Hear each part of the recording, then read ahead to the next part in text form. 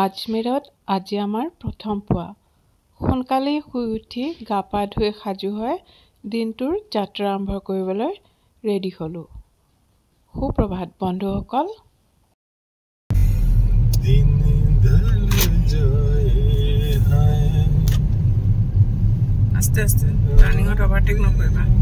ৰাতিপুৱা সোনকালে সাজু হৈ এয়া আমি গাড়ীত উঠি আজি প্ৰথমে পুষ্কৰ লেকলৈ বুলি যাত্ৰা আৰম্ভ কৰিলোঁ। পুষ্কৰ লেকৰ মাহাত্ম্য প্ৰায় লোককথাত শুনিবলৈ পোৱা যায়। ইয়াতে ব্ৰহ্মা মন্দিৰ অৱস্থিত। এই ব্ৰহ্মা মন্দিৰ পৃথিৱীৰ বা ভাৰতৰ একমাত্ৰ ব্ৰহ্মা মন্দিৰ বুলি জনা যায়।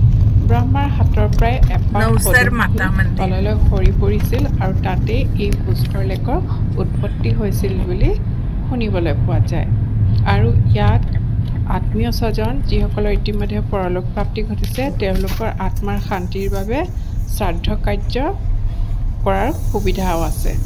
বহুদিনৰ পৰা মোৰো ইচ্ছা আছিল মোৰ আৰু মোৰ হাজবেণ্ডৰ ইতিমধ্যে পৰলোক প্ৰাপ্তি হোৱা মা দেউতাৰ নামত এভাগি শ্ৰদ্ধাঞ্জলি অনুষ্ঠান ইয়াত অনুষ্ঠিত কৰাৰ ইচ্ছা বহুদিনৰ পৰাই মনত পুহি ৰাখিছিলোঁ।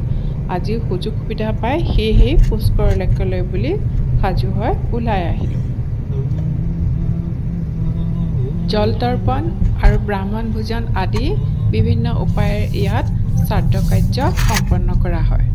আমিও এই দুয়োটা পদ্ধতিৰে মা দেউতা আৰু আমাৰ যিসকল ককা আজু ককা বা আত্মীয় স্বজন ইতিমধ্যে পৰলোক প্ৰাপ্তি ঘটিল তেওঁলোকৰ আত্মাৰ শান্তিৰ বাবে পূজা ভাগি অনুষ্ঠিত কৰিলোঁ।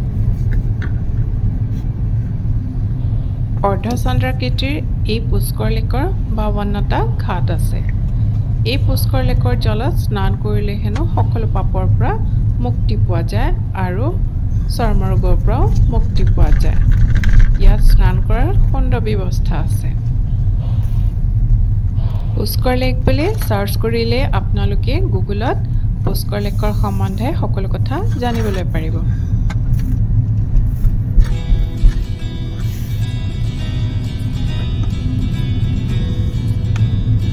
হিমাচলৰ নিচিনাই হয়। ইমান মই পাহাৰী জেগা বুলি আজমেৰখন ভবা নাছিলোঁ, প্লেইন জেগা বুলি ভাবিছিলোঁ।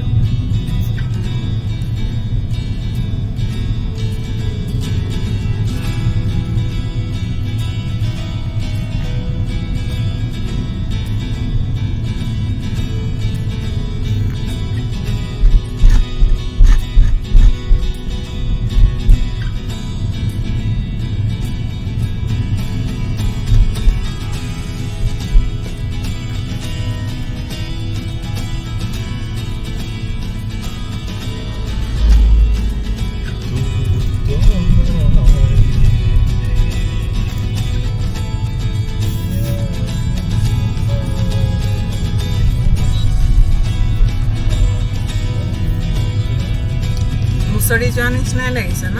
মুছৰি ৰাস্তাবোৰ এনেকুৱাই আছিলে, শ্বাৰ্প টাৰ্ণিং পাহাৰীয়া।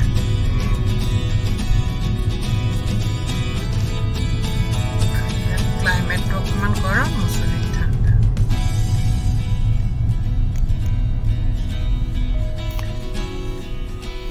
ৰাজস্থানটো সেইকাৰণে হিচাৰতকৈ ঠাণ্ডা। ইয়াত পাহাৰ চাৰ আছে যে আহোঁতে হিচাৰত পাহাৰ চাৰ নাই না, হাৰিয়ানাত মানে পাহাৰ আছে।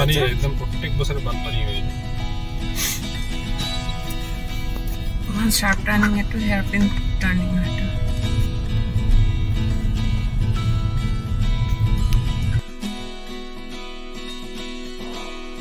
ফাইনেলি আমি পুষ্কৰ লেকৰ ওচৰ আহি পালোহি। তাতে পাৰ্কিঙৰ সুন্দৰ ব্যৱস্থা আছে। পাৰ্কিঙত গাড়ীখন থৈ আমি এই 5 মিনিটমান কিছুমান সৰু সুৰা গলিৰ মাজেৰে যাব লগা হ'ল। গলিবোৰৰ দুয়োকাষে সুন্দৰ সুন্দৰ বস্তুৰে ভৰি থকা দোকান পোহাৰৰ সমাহাৰ। ঘৰ সজোৱা বস্তু, বিভিন্ন ট্ৰেডিশ্যনেল জুৱেলাৰী আৰু মন্দিৰৰ পূজা সামগ্ৰীৰে ভৰি থকা ৰঙা নীলা এই কালাৰফুল দোকানবোৰ চাই মনটো খুব ভাল লাগি গ'ল। এটা ফেষ্টিভেল টাইপৰ ফিলিং আহি যায়। মন্দিৰৰ কাষে কাষে কিছুমান ধুনীয়া ধুনীয়া কাপোৰৰ দোকানো দেখা পালোঁ। বিভিন্ন ফেব্ৰিকৰ বহুতো ইণ্ডিয়ান আৰু ৱেষ্টাৰ্ণ ক্লথৰ দোকান দেখা পালোঁ।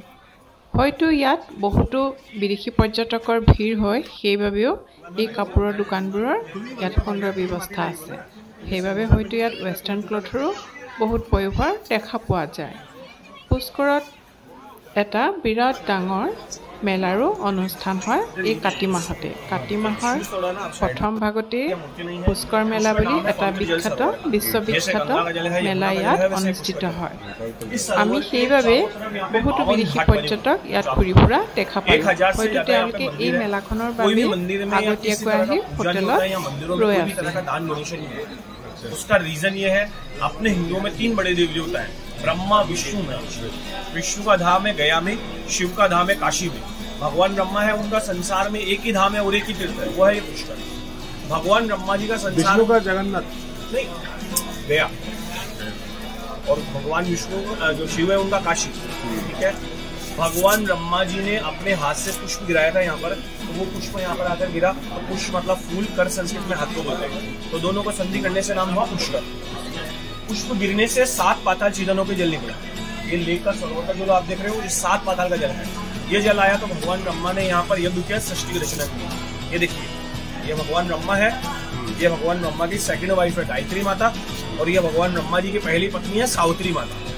ब्रह्मा जी ने अपनी पहली पत्नी को या यज्ञ में बुलाया, लेकिन लेट हो गई वो आने में, तो भगवान ब्रह्मा ने दूसरा विवाह किया और सारी सृष्टि की रचना यहाँ से की पुष्कर से। ब्रह्मा जी की पहली पत्नी यहाँ पर आई, उन्होंने देखा उनके स्थान पर कोई और स्त्री बैठी हुई है, तो 2 श्राप दिए उन्होंने भगवान ब्रह्मा को। पहला श्राप दिया, संसार में मंदिर एक रहेगा, अपूजनीय रहेगा। ब्रह्मा जी का पूरी दुनिया में मंदिर एक है, अपूजनीय, पूजा नहीं होता है। जैसे आपने अपने घर में देखा है, सारे देवी देवताओं का फोटो होता है, ब्रह्मा जी का नहीं होता, क्योंकि उनकी पूजा घर में और मंदिर में नहीं होती है, इस श्राप के कारण। ठीक है, दूसरा श्राप दिया, जल रूप में वास रहेगा, जो भी यात्री को आएगा वो इस जल सरोवर के लिए आएगा, इसका पूजा करेगा। इसलिए सारी दुनिया यहाँ सरोवर के लिए आती है। भगवान ब्रह्मा जी का रूप है, ब्रह्म रूपेण पुष्कर। और यहाँ पर लाखों लोग आते हैं, सरोवर के लिए आते हैं। यहाँ पर 2 काम से यात्री लोग आते हैं। जो आने का रीजन होता है वो 2 होता है। पहला होता है समझ, पहला कार्य होता है जैसे घर में, परिवार में पितृदोष होता है। जैसे आप कोई भी कार्य करते हैं, हर काम में अड़चन आता है, विघ्न आता है, आपका कार्य नहीं बनता, घर में पितृदोष कहलाता है। इसका निवारण पितरों को याद करने से, जलदान देने से होता है। यहाँ पे पितरों का वास है यहाँ पे, और पितरास करते हैं कि सुपात्र आएगा, याद करेगा, जलदान देगा, मोक्ष की कामना करेगा। अच्छा, भगवान राम आए थे, अपने 7 कुल के पितरों को यहाँ पे पिंडदान किया, यहाँ जलदान दिया। ठीक है, और दूसरा कार्य होता है यहाँ पे फूल प्रसाद का थाली आता है, मनोकामना मांगने का, 20 रुपीज का। ये सरोवर पे पूजा होता है नीचे, ये पूजा हम ब्राह्मण लोग कराते हैं। भगवान ब्रह्मा जी के वंशज है हम लोग, हमारा काम है पूजा कराना। जो भी दान पुण्य है, यहाँ पे चैरिटी बना हुआ है सामने, पूरे 1000 मंदिरों का एक ही चैरिटी ट्रस्ट है, वहाँ एक ही जगह दान पुण्य दी। ব্ৰহ্ম মন্দিৰৰ ওচৰত আমি এজন ট্ৰেভেল গাইড ললোঁ। তেওঁ আমাক পুষ্কৰ লেক আৰু ব্ৰহ্মা মন্দিৰ সম্পৰ্কে খুব ধুনীয়া হিষ্ট্ৰীটো বহলাই বুজাই দিলে। ভিডিঅ'টোৰ এইখিনি অংশত মই মোৰ আৰু আমাৰ 2টা পৰিয়ালৰে ইতিমধ্যে পৰলোক গমন কৰা আত্মীয় স্বজনসকলৰ নামত তেওঁলোকৰ আত্মাৰ শান্তিৰ বাবে জল তৰ্পণ কৰি শ্ৰাদ্ধ কাৰ্যৰ অনুষ্ঠান আৰম্ভ কৰিছিলোঁ। যিহেতু হিন্দু শাস্ত্ৰ অনুসৰি কাতি মাহটো বিভিন্ন ধৰ্মীয় অনুষ্ঠানৰ বাবে শুভ বুলি ধৰা হয়, সেয়েহে এই পুষ্কৰ লেকত কাতি মাহ চলি থকাৰ বাবে বহুতো লোক ইয়াত সমাবেত হৈছে। ভাৰতৰ বিভিন্ন ৰাজ্যৰ পৰা শ লোক ইতিমধ্যে ইয়াত সমাবেত হয়। তেওঁলোকৰ আত্মীয় স্বজনৰ আত্মাৰ শান্তিৰ বাবে ইয়াত শ্ৰাদ্ধানুষ্ঠান অনুষ্ঠিত কৰিছেহি, আৰু আমিও এয়া দেখিছে।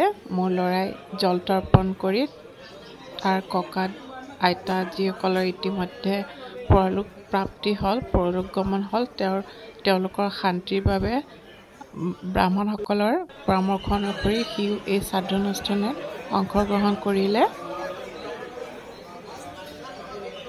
শ্ৰদ্ধালুসকলে ব্ৰাহ্মণ ভোজনৰ বাবে ইয়াত দান কৰিব পাৰে মন্দিৰৰ ট্ৰাষ্টৰ নামত, নাইবা তেওঁলোকৰ ইতিমধ্যে পৰলোক প্ৰাপ্তি হোৱা আত্মীয় স্বজনৰ আত্মাৰ শান্তিৰ বাবে অনুষ্ঠিত কৰা শ্ৰাদ্ধ কাৰ্য আৰু আত্মাৰ শান্তিৰ বাবে ব্ৰাহ্মণসকলক কৰা ভোজনৰ বাবে এটা দান কৰিব পাৰে নিজৰ সাধ্য অনুসৰি। আমিও আমাৰ আত্মীয়সকলৰ আত্মাৰ শান্তিৰ বাবে ব্ৰাহ্মণৰ ভোজন কৰোৱা আৰু তেওঁলোকৰ শ্ৰাদ্ধ কাৰ্য অনুষ্ঠিত কৰিবৰ বাবে আমাৰ সাধ্য অনুসৰি এটা দান কৰিলোঁ মন্দিৰত। আজি বহু বছৰীয়া মনৰ আশা এটা পূৰ্ণ হ'ল। বহু দিনৰ পৰাই এই কামটো সমাধা কৰিবৰ বাবে মা দেউতাৰ নামত ইয়াত এটা শ্ৰাদ্ধানুষ্ঠান অনুষ্ঠিত কৰিবৰ বাবে মনত আশা পুহি ৰাখিছিলোঁ। বিভিন্ন অসুবিধাৰ বাবে আহিব পৰা নাছিলোঁ। সময়ৰ অসুবিধা, সুযোগৰ অসুবিধাও হয়। ল'ৰা যিহেতু পঢ়ি আছিলে সেইবাবেও আহিব নোৱাৰিছিলোঁ। আজি এটা সুযোগ পাই বহু বছৰীয়া মনৰ আশা এটা পূৰ্ণ হোৱাৰ বাবে মনটো খুব ভাল লাগিলে। পুষ্কৰ লেকৰ চাৰিওফালৰ পৰিৱেশটো খুব সুন্দৰ। এয়া দেখিছে আমাৰ বেক চাইডে চাৰিওফালে পাহাৰে আৱৰি আছে। খুব সুন্দৰ এটা মনোমোহা দৃশ্য।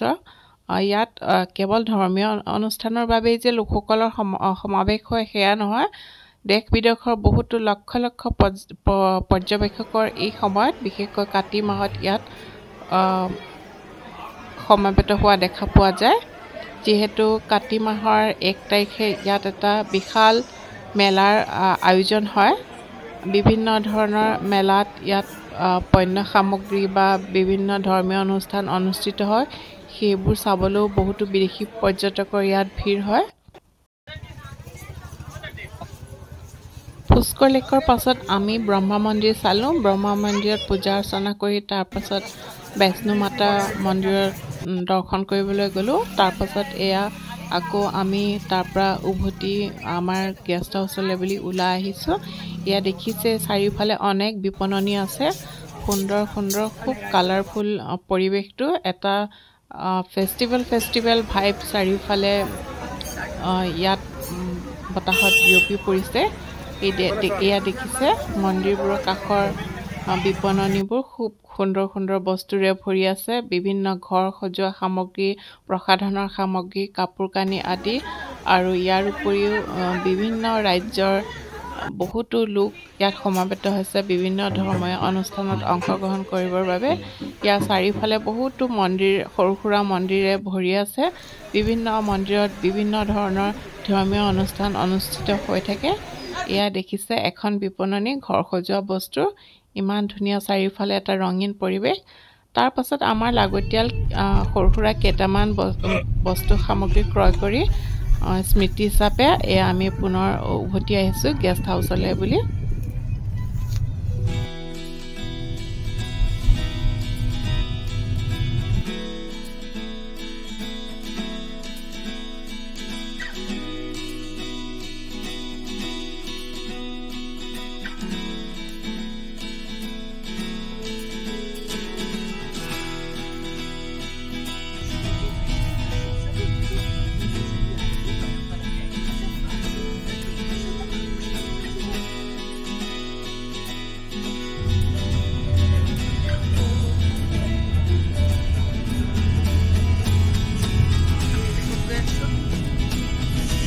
उदयपुर को ऐसे ऑन द वे नाथ द्वार राजस्थान नाथ द्वार On the way to Nath Dwar and then Udaipur. Statue of Belief. Nath Dwar और Statue of Belief एकेटाई बस्तु निकी। ये जगह नाम तो नाथ द्वार बोले।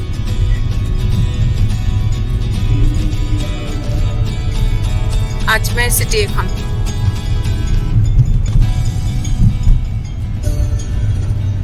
বৰ ধুনীয়া হয় সিটিখন দে। পাহাৰীয়া সিটি, পাহাৰীয়া যদিও ডাঙৰ হয় কিন্তু সৰু নহয়।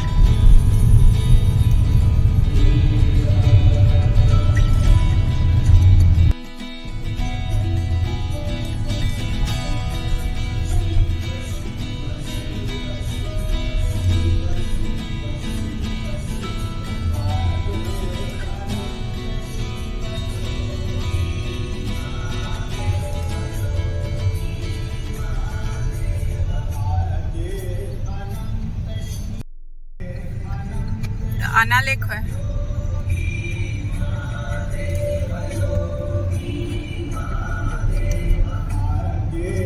आना लेक ऑफ अजमेर।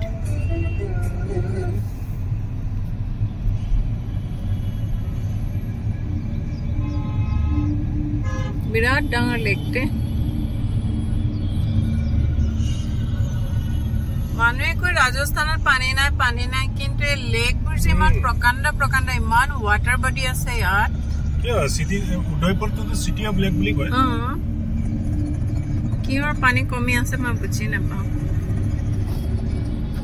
ইমান প্ৰকাণ্ড লেক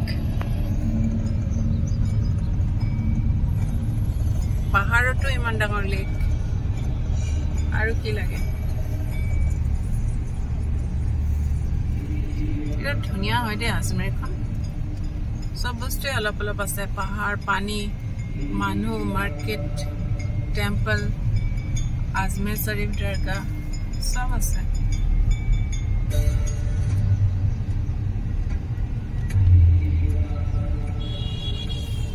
ক্লাইমেটও ভাল হয় হাৰিয়ানাৰ নিচিনা ইমান ভয়ানক গৰমো নহয়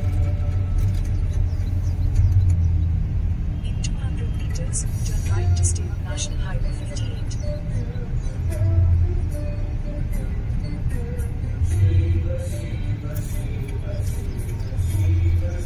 Pandit Restaurant. Stay on National Highway 58. ইয়াত ঢেৰ মন্দিৰ আছে ন মঠ মন্দিৰ ভৰি আছে সৰু ডাঙৰ মন্দিৰ আছে তাতে চুকে কোণে हिस्टोरिकल प्लेस है ना फॉय सागर बरादरी दिल्ली गेट सोनी जी की नसिया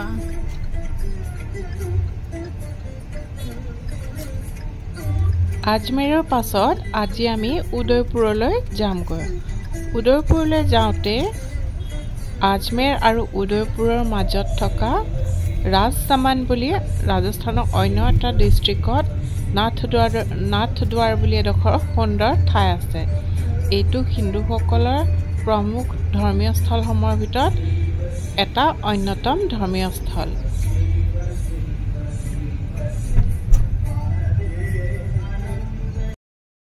এই নাথদ্বাৰত ভগৱান শ্ৰীকৃষ্ণৰ 7 বছৰীয়া স্বৰূপৰ এটা প্ৰকাণ্ড মন্দিৰ আছে শুনিবলৈ পোৱা যায় ইয়াতেই হেনো ভগৱান শ্ৰীকৃষ্ণই মীৰাবাইক লগ কৰিবলৈ আহিছিলে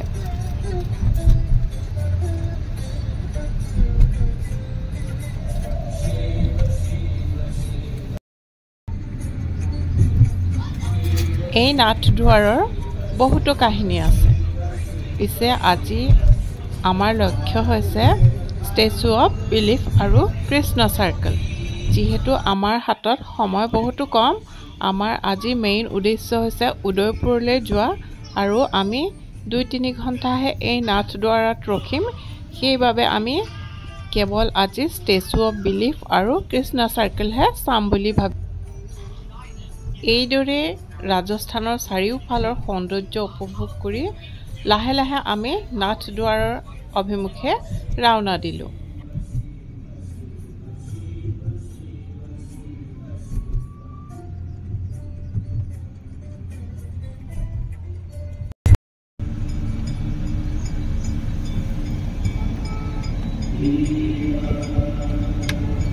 মানে আজমেৰ সিটিটো বা ৰাজস্থানখন এনি টাইম ফেষ্টিভেল মুডতে থাকে ন মেলা টেলা টাইপৰ কিবা লাগি থাকে মই ইয়াৰ পৰা অলপ ফুল ৰখাব পাৰিলে এবাৰ ফুল ললোঁ এটান ঘৰ সজাবলৈ ইমান ধুনীয়া আছে জানানে আৰ্টিফিচিয়েল ফুলবোৰ যে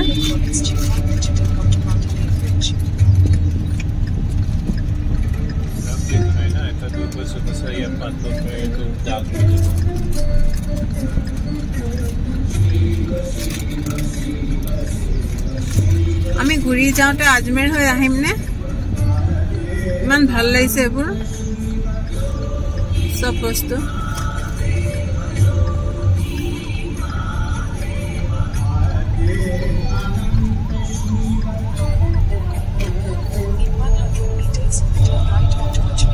ইমান ধুনীয়া মাৰ্কেট ৰোড সাইড মাৰ্কেট বোৰ ইয়াৰ দুই সাইডে ভৰি আছে একদম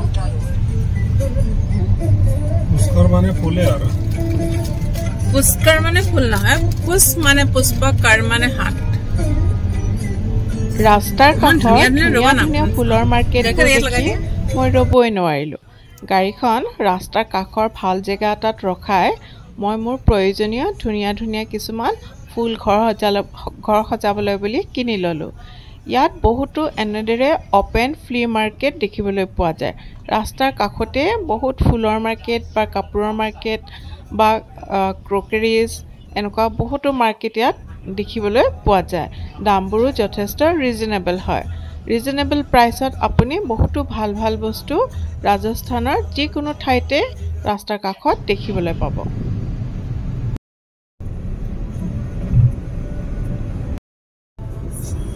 আজি ৰঘু একদম ফুটছুটলা একদম পুৰা পণ্ডিত জি নিচিনা হৈ গ'ল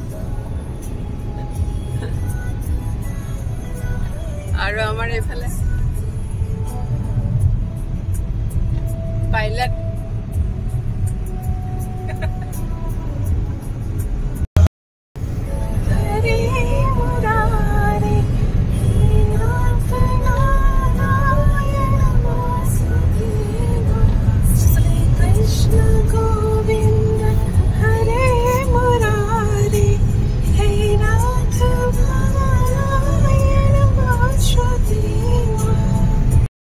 পুষ্কৰ লেক আৰু ব্ৰহ্মা মন্দিৰৰ দৰ্শন কৰি অহাৰ পাছত আজি আমাৰ তিনিওৰে মন ভক্তিময় হৈ আছে সেইবাবে ৰাস্তাত যাওঁতেও হাজবেণ্ডে গোটেই ৰোড চোৱা গোটেই পথ চোৱা গাড়ীখনত ধৰ্মীয় গানে শুনাই গ'ল আজি গোটেই দিনটো আমাৰ বাবে খুব সুন্দৰ আৰু আনন্দময় দিন আছিল গোটেই দিনটো আজি খুব ভক্তিময় আৰু পবিত্ৰতাৰ মাজেৰে পাৰ হ'ল আৰু এই দীঘল যাত্ৰাটো আমি যে উদয়পুৰলৈ কৰি আছোঁ নাথদুৱাৰলৈ কৰি আছোঁ খুব ভাল লগা মুহূৰ্তৰ মাজেৰে আমি গৈ আছোঁ গান শুনি শুনি কথা পাতি পাতি মাজে মাজে ৰখি অকণমান জিৰাই চাহ জলপান খাই সৰু সুৰা কিছুমান ৰোড সাইড ফ্ৰী মাৰ্কেটৰ পৰা বজাৰ সমাৰ কৰি এনেদৰে আমাৰ এই দীঘলীয়া যাত্ৰাটো কৰি আছোঁ মুঠতে আজি এই যাত্ৰাটো খুব সুন্দৰ আৰু খুব মনোমোহা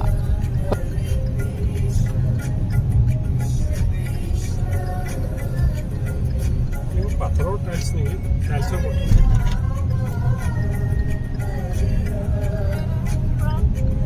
গ্ৰেনাইট পাথৰ আৰু মাৰ্বল পাথৰ সব এইবোৰ ৰাজস্থানৰ পৰা হেৰি হয় ন কোৱাৰিজ আছে ন গোটেই ইণ্ডিয়াত ইয়াৰ পৰাই চাপ্লাই হয় গ্ৰেনাইট পাথৰ তাৰপিছতে মাৰ্বল পাথৰ বহুত টাইপৰ ইয়াত ষ্ট'ন পায় ন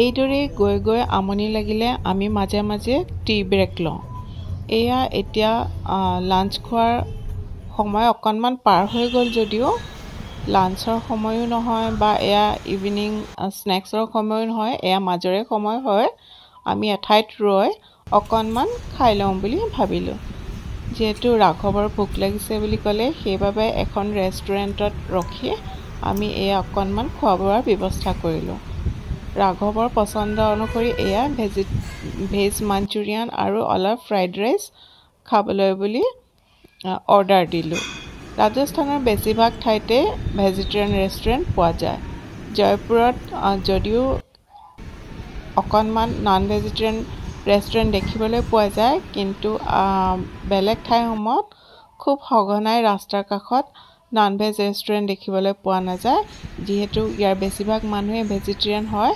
সেইবাবে ভেজিটেৰিয়ান ৰেষ্টুৰেণ্টহে ৰাস্তাৰ কাষত বেছিভাগ দেখিবলৈ পোৱা যায় এইদৰে আমি খাই মেলি অকণমান জিৰাই আকৌ যাত্ৰা আৰম্ভ কৰিলোঁ প্ৰায় আমি নাথদুৱাৰৰ ওচৰে পাইছোঁহি আৰু হয়তো 5-10 কিলোমিটাৰমান যোৱাৰ পাছতে আমি নাথদুৱাৰত উপস্থিত হ'মগৈ লাহে লাহে বেলিটিও লহিয়াবলৈ ধৰিলে আকাশত অকণমান হেঙুলি ৰহন ধৰিব আৰম্ভ কৰিলে আমিও আমাৰ যাত্ৰা আকৌ আৰম্ভ কৰি নাথদুৱাৰৰ অভিমুখে ৰাওনা দিলোঁ